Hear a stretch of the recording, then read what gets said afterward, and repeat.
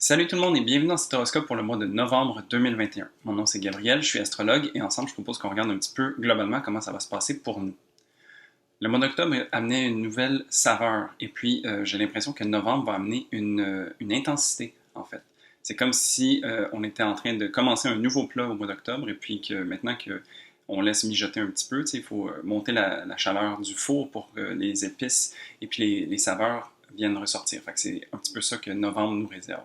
Il va y avoir quelques faits saillants, donc l'activation du carré en T à partir du Scorpion. Alors ici, on parle vraiment de l'aspect entre Saturne et Uranus qui a tiraillé toute l'année.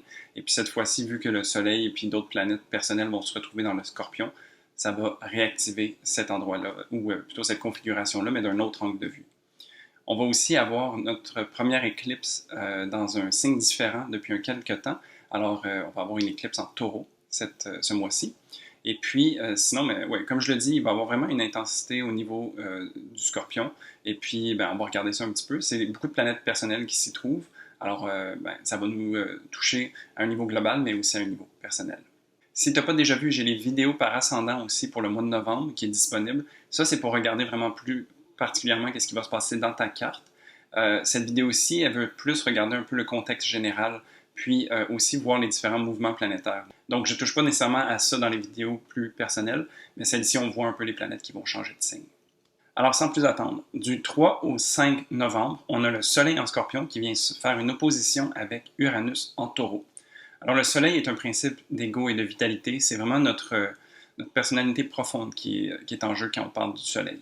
C'est vraiment ici, j'aime bien l'image. Dernièrement, il y a quelqu'un qui m'a parlé de ça, de l'essence dans une voiture. Donc, c'est vraiment pas nécessairement qu'est-ce qui compose la voiture, mais c'est qu'est-ce qui permet à la voiture d'avancer. Donc, c'est vraiment comme le moteur ou l'essence à l'intérieur qui permet le mouvement, en fait. C'est ça le Soleil. Dans l'énergie du Scorpion, il y a une certaine intensité qui vient s'installer. Il y a un besoin d'authenticité, de vérité. Il y a un besoin aussi d'honnêteté envers soi-même. C'est un signe, le signe du Scorpion, qui est très sensible et émotif parce que c'est un signe d'eau.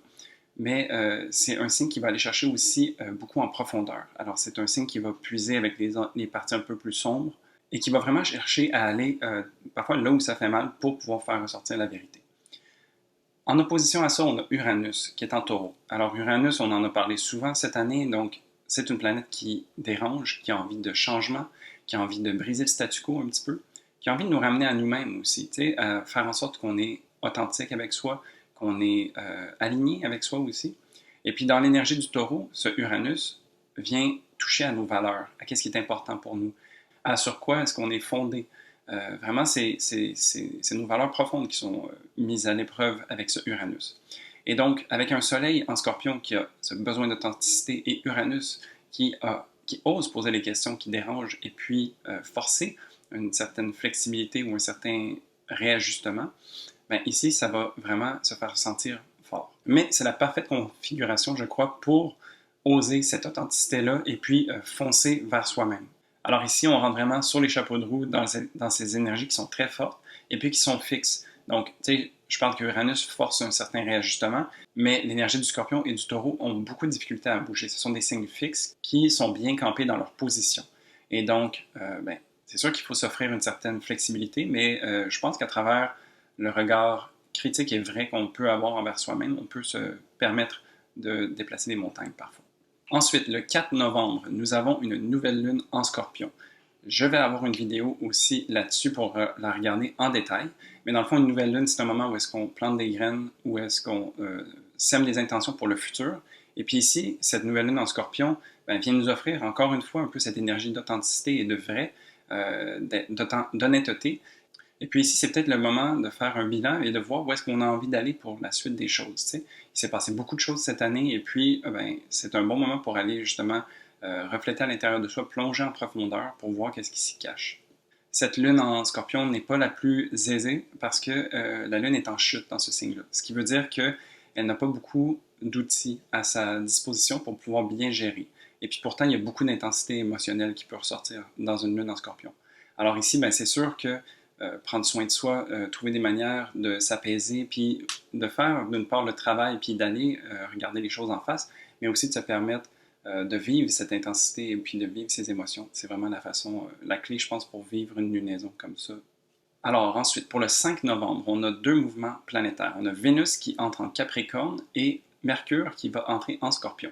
Alors Vénus qui parle de nos relations, de qu'est-ce qui nous fait plaisir, de comment est-ce qu'on aime, c'est quoi nos valeurs, etc. C'est quoi les choix qu'on porte dans la vie, vient entrer dans le Capricorne, qui est un signe beaucoup plus froid. Un petit peu, on peut imaginer Vénus qui est un petit peu plus chaleureuse, qui a envie d'être collée, d'être en relation avec les autres. Le Capricorne est un petit peu plus froid, sérieux, il y a une certaine rigueur aussi, c'est une certaine discipline. Et donc, Vénus, qui est une planète plus ronde, si on peut dire, qui entre dans l'énergie du Capricorne, ça vient un petit peu recadrer le truc. T'sais.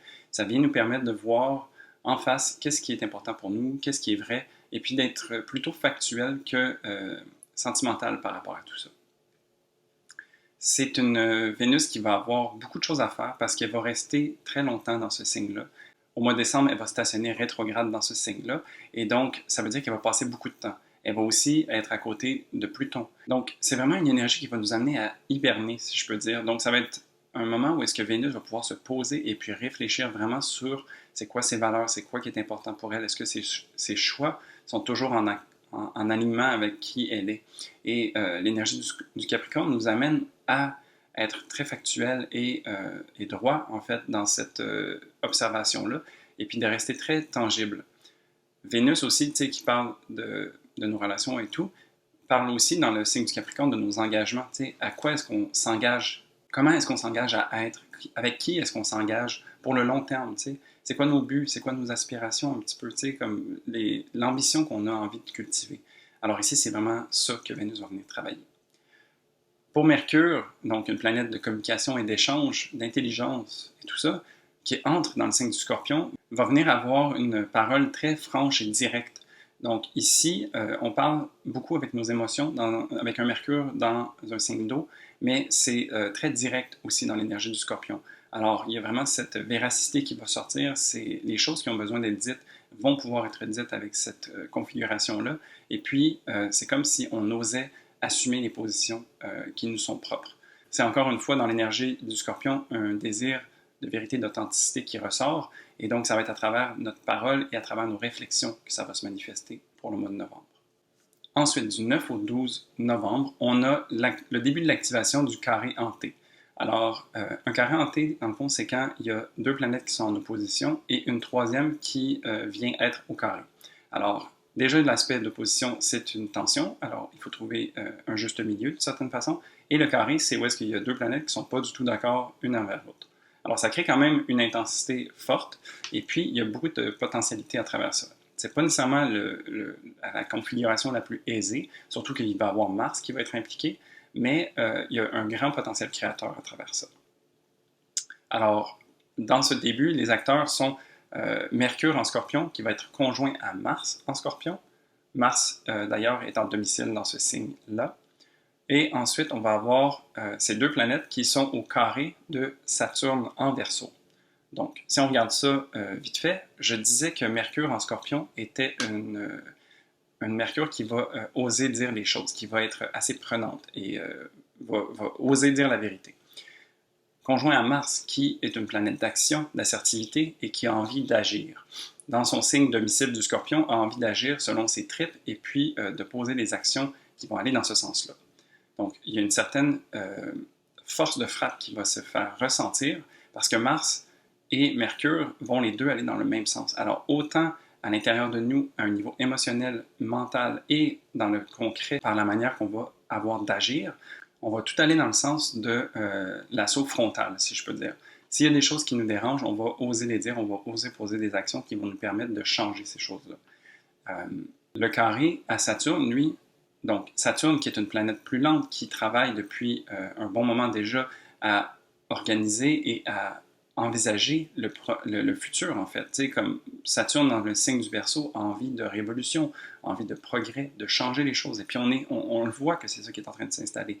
Il y a une nouvelle façon de faire les choses qui est en train de naître. Et puis, Saturne, lentement mais sûrement, construit ce futur-là. Donc, Mercure et Mars viennent agir en tant que, si je peux dire, de chien de garde, à faire en sorte que nous, à travers ce qui est en train de se construire ou à travers ce que nous sommes en train de construire, on reste aligné, on reste vrai. et puis qu'on ose dire les choses qui nous dérangent. Donc, c'est une opportunité excellente, je crois, pour réajuster le tir s'il y a besoin, s'assurer que les choses continuent d'aller dans le sens qui est pertinent pour nous. Ici, peut-être que dans le négatif, ça pourrait arriver qu'on cultive un certain ressentiment si on ne s'exprime pas, tu sais, ou est-ce qu'on garde la colère à l'intérieur de soi. On n'a pas envie de confrontation et c'est ce qui fait en sorte que peut-être on a des frustrations. Et c'est pas nécessairement quelque chose qu'on a envie de cultiver, tu sais, à l'intérieur de soi, parce que c'est un peu à notre détriment d'une certaine manière. C'est sûr que ça peut être challengeant d'aller, de sortir, d'oser dire les choses qui sont vraies pour nous, sauf que le ciel s'organise et puis vient en fait orchestrer tout ça de manière à ce que la potentialité soit là, qu'on ait l'énergie disponible et nécessaire pour qu'on soit capable de dire les choses en face. Donc ici, ça serait vraiment cette opportunité-là qui nous est offerte. Ensuite, du 14 au 16 novembre, on a le Soleil en Scorpion qui va venir faire un carré à Jupiter en Verseau. Alors ici, le carré, tantôt je disais que c'est un aspect de tension, c'est vrai, mais quand ça vient être avec une des planètes bénéfiques, donc dans le cas présent Jupiter, ça vient amplifier et exagérer limite un petit peu ce qui se passe. Alors le Soleil en Scorpion qui, comme ce que je décris du Scorpion depuis tout à l'heure, vient être alimenté par ce désir d'intensité et de profondeur. Ici, le carré à Jupiter va venir amplifier ça. Donc ça se peut qu'on ait un peu un excès d'ego, par exemple, pendant des périodes comme ça, où on déborde, où en fait on va trop loin. Donc, tu sais, on sort de la saison de la balance où est-ce qu'on était très à savoir comment est-ce qu'on agit par rapport aux autres, est-ce que je suis en train de dépasser les limites, quelles sont mes limites et tout ça, tu sais. C'est comme si ici, le Scorpion perçait à travers ces limites-là, puis là, se rendait compte qu'il était à l'extérieur de toutes ces limitations, et puis exagère. Donc, tu sais, c'est vraiment un moment où est-ce qu'il faut garder en tête qu'il y a ce potentiel d'exagérer, et puis de se contenir d'une certaine façon, ou de rester juste et vrai envers soi-même, tu sais, pour ne pas aller contre sa volonté ou aller au détriment des autres, tu sais. Donc ici, il y a ce potentiel-là. Mais sinon, il y a aussi le potentiel, tu sais, d'apprendre quelque chose de fabuleux à travers cet échange-là, parce que le Soleil représente notre essence profonde, tu sais, et puis Jupiter représente aussi un guide. Alors ici, à travers le Scorpion, tu sais, qu'est-ce qu'on est en train de découvrir? Comment est-ce que la nouvelle manière qu'on a de s'exprimer vient nous apporter quelque chose de différent? Comment est-ce qu'on peut rajouter ça à notre personnage, tu sais, et puis oser s'exprimer? Alors, il y a vraiment aussi un peu ça qui vient nous habiter à travers ce transit-là. Ensuite, du 16 au 18 novembre, on a Mars qui est en Scorpion, en domicile, qui va venir faire son opposition à Uranus en Taureau. Alors, Uranus en Taureau, je le rappelle, qui vient parler de nos valeurs profondes, de changer un peu le statu quo ou s'assurer qu'on est sur des bases solides, et puis va venir faire son opposition à Mars en Scorpion. Puis Mars, comme je le décrivais, il a envie de foncer, d'agir et d'être aligné avec ses tripes. Donc ici, ben, s'il y a quelque chose qui bloque encore au niveau d'Uranus en Taureau par rapport à nos valeurs, ben, Mars en Scorpion va oser aller mettre le doigt dessus puis aller crever l'abcès. C'est vraiment ce genre de travail-là qu'un Mars en Scorpion va vouloir faire. Parce que Mars, c'est l'épée, si on veut dire, et le Scorpion ose aller toucher les choses qui font mal pour pouvoir s'en libérer. Donc, il y a une certaine transformation aussi qui s'opère à ce niveau-là. Ici, je crois que c'est vraiment un appel à l'authenticité, encore une fois, d'autant plus que là, on est vraiment dans l'axe Scorpion-Taureau qui, selon moi, vient toujours demander à ce qu'on soit centré avec soi-même. Donc, il y a vraiment ce besoin de ground, donc d'être centré et bien campé dans ses positions, mais d'oser aller agir contre les choses qui nous déplaisent. Et puis l'énergie de Mars va nous aider à faire ça parce qu'il ose faire, il est capable de faire ça. Donc ici, Mars en balance, par exemple, le mois dernier, avait de la difficulté et devait demander l'opinion de tout le monde. Ici, Mars en Scorpion sait très bien qu'est-ce qui est vrai pour lui et va agir dans ce sens-là. Ensuite, le 19 novembre, nous avons une éclipse lunaire partielle en Taureau. Une éclipse lunaire, ça veut dire que lors de cette lunaison-là, il y a une conjonction avec un des nœuds lunaires. En l'occurrence, ça va être le nœud nord qui va être activé. Et puis, cette éclipse est partielle parce que le nœud nord se trouve présentement en Gémeaux, mais la Lune, elle, est en Taureau. Alors, on n'a pas tout à fait encore les nœuds lunaires dans le signe du Taureau, ce qui va venir éventuellement, et donc c'est pour ça qu'on parle qu'elle est partielle. Une éclipse lunaire, donc, c'est une pleine lune, et habituellement, on dit que c'est un bon moment pour manifester les pleines lunes, sauf que quand c'est une éclipse, il est déconseillé de le faire, parce que les énergies qui sont disponibles sont très chaotique. C'est difficile de pouvoir aller puiser dans cette énergie-là de façon concentrée et précise sur qu'est-ce qu'on a envie de faire. Et d'autant plus que là, c'est en train de changer, c'est partiel, donc c'est un mélange vraiment un petit peu éclectique qui ne va pas nécessairement nous permettre de réaliser les choses qu'on a envie de faire exactement. Donc, je mettrai la pédale douce à ce niveau-là. Sinon, la Lune, elle, va être dans son signe d'exaltation, dans le taureau, où est-ce qu'elle a envie de pouvoir profiter des choses et du bon temps, en fait. Et donc, pendant cette lunaison, ce serait juste intéressant de prendre ça cool. Le mois de novembre et le reste de l'année sont quand même assez tumultueuses. Il y a des bons transits qui se passent. Et puis, ici, c'est comme une période de calme qu'on peut se permettre qui va enclencher, oui, des transformations et des modifications sur un paquet de choses, mais qui peut nous permettre aussi de voir un moment d'arrêt ou un moment où est-ce qu'on se pose, où est-ce qu'on peut vraiment refléter sur qu'est-ce qui a été ou qu'est-ce qui est en train d'arriver. Ça peut être un moment où est-ce qu'on se donne un pas de recul, par exemple, et puis juste prendre qu'est-ce qui vient. Ça peut être aussi un très bon moment pour connecter avec la Terre, connecter avec ses sensations, prendre le temps de se faire du bien, grosso modo. Et pour finir, du 27 au 30 novembre, on a le Soleil qui est rendu maintenant en Sagittaire, qui va faire une conjonction à Mercure qui est également rendu en Sagittaire. Et donc ici, on a une conjonction qui va faire en sorte que on va sentir que la donne vient d'être changée. On passe des énergies plus intenses du Scorpion, et ici, on entre dans la fin du mois de novembre et le début décembre dans les énergies du Sagittaire, qui sont beaucoup plus légères, qui ont envie de suivre leur cœur, comme après avoir été dans les profondeurs des émotions et tout ça, on retourne au cœur, et puis on a envie de sortir, on a envie d'élargir ses horizons, de foncer, de tirer sa flèche, puis d'aller à l'aventure. On a envie de briser un petit peu la routine, la monotonie, peut-être un peu, c'est le moment de l'année où est-ce qu'il y a plus de noirceur, où est-ce que c'est plus gris, mais on a envie quand même de pouvoir en profiter. Et donc ici, c'est avec une nouvelle énergie, une nouvelle fougue qu'on va rentrer là-dedans. Pour ce qui est de Mercure, qui parle d'échange et de communication, en Sagittaire, il se trouve en exil. Donc, c'est un endroit où est-ce qu'il n'y a pas tout à fait la parole facile. Il y a tendance à partager beaucoup ou à être très vocal, très fort. C'est un Mercure qui va penser dans les idées larges plutôt que dans les idées précises. Et donc, ici, ça se peut qu'on soit un petit peu brouillon, par exemple, ou qu'il y ait un certain manque de rigueur qui se fasse sentir. Mais c'est correct.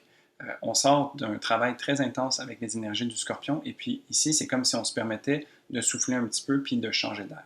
Et donc voilà, ça fait le tour du mois de novembre. Il y a quand même beaucoup d'intensité dans l'air avec toute cette énergie Scorpion, mais c'est une énergie qui est nécessaire et qui va être bénéfique au final, parce que on a besoin de faire ces temps d'introspection, d'aller voir à l'intérieur, de s'assurer d'être toujours en accord avec soi. C'est pas tous les jours qu'on a les énergies pour plonger aussi profondément, et donc c'est important, je pense, de prendre la balle au vol quand ça arrive, et puis de se permettre ça pour qu'on puisse ensuite les intégrer, puis voir qu'est-ce qu'on a envie de garder ou qu'est-ce qu'on a envie de ne plus garder. Alors c'est un petit peu ça le mois de novembre cette année, oser se regarder en face et puis faire les changements qui sont nécessaires. Alors toi, comment est-ce que tu anticipes ce mois de novembre? Est-ce que tu as hâte? Est-ce que tu l'appréhendes un petit peu? C'est quoi tes plans? Tu peux me laisser ça en commentaire. Et puis, sinon, n'hésite pas à mettre un pouce ou t'abonner à la chaîne. Ça aide beaucoup l'algorithme de mes vidéos. Puis ça me permet d'être vu par plus de monde. Et puis de partager tout ça avec plus de monde me rend heureux. Alors, merci de m'encourager à faire tout ça.